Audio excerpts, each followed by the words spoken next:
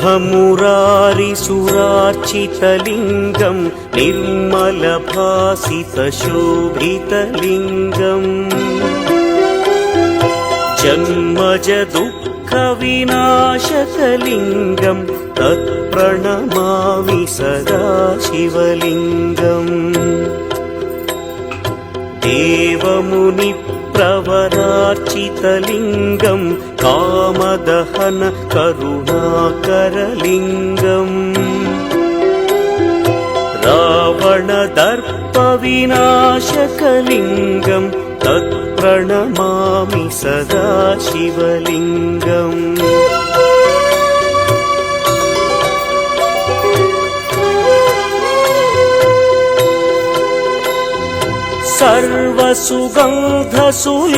सर्वसुगन्धसुलेपितलिङ्गं बुद्धिविवर्धनकारणलिङ्गं सिद्धसुरासुरवन्दितलिङ्गं तत्प्रणमामि सदा शिवलिङ्गं कनकमहामणिभूषितलिङ्गं फणिपतिवेष्टितशोभितलिङ्गम्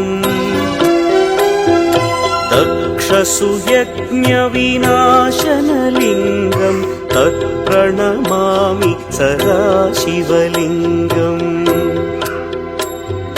कुङ्कुमचन्दनलेपितलिङ्गं पङ्कजहार सुशोभितलिङ्गम्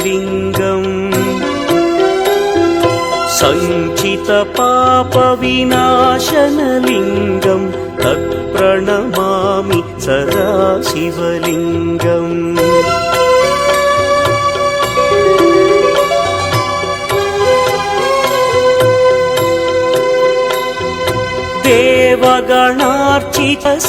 देवगणार्चितसेवितलिङ्गं भावैर्भक्तिभिरेव